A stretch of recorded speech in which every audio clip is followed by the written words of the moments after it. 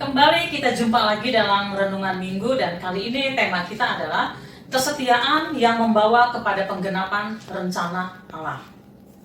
Saudara, pada masa Tuhan Yesus berada di dunia ini, banyak orang mengikuti Yesus kemanapun dia pergi.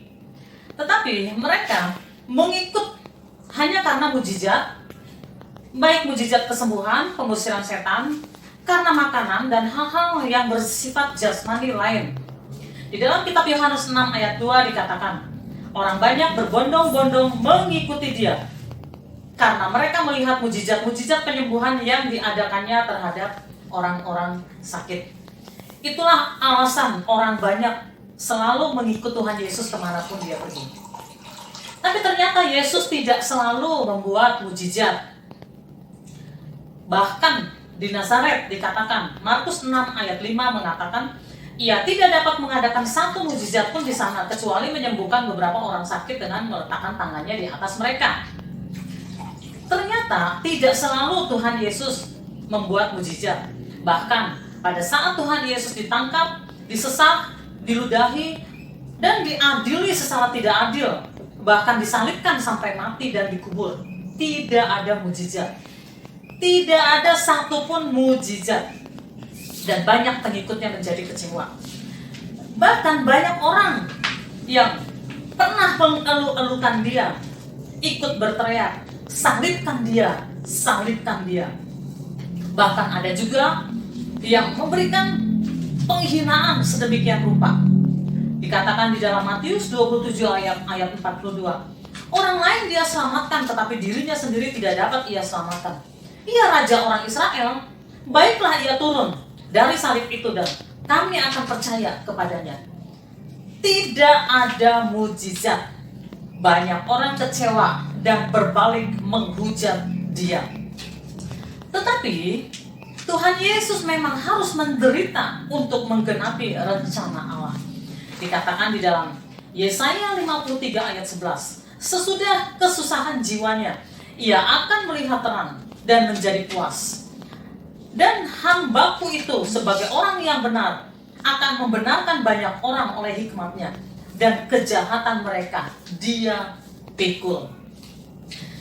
Saudara, di dalam penderitaan ada rencana Allah di balik penderitaan anak-anak Tuhan.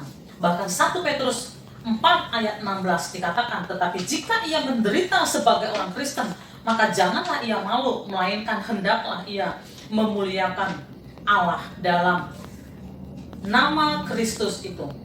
Asalkan kita tetap setia dan kita tetap di jalan Tuhan. Saudara, masa-masa sulit saat ini adalah ujian untuk kita semua. Apakah kita tetap setia kepada Allah? Apakah kita tetap menyembah dan memuliakan Allah? Kadang Allah memberikan mujizat kepada kita, tetapi kadang Allah tidak melakukan sesuatu apapun, seakan-akan Allah berdiam. Seakan-akan dia membiarkan kita sendiri melewati masa-masa sulit kita. Saat ini ada banyak orang yang bertanya, ada banyak anak-anak Tuhan yang bertanya, mengapa Tuhan? Tetapi sesungguhnya dia tetap Allah, dan dia Allah yang berdaulat atas hidup kita.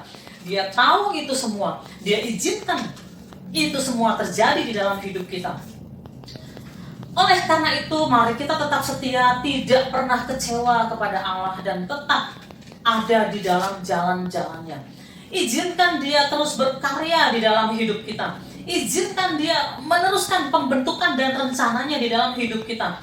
Percayalah bahwa dia Allah tidak pernah salah.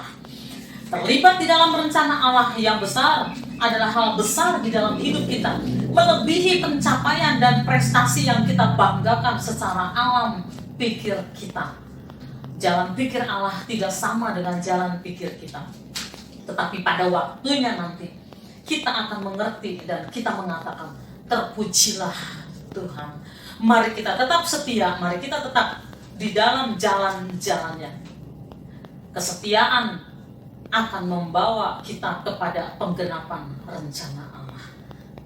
Tuhan Yesus memberkati.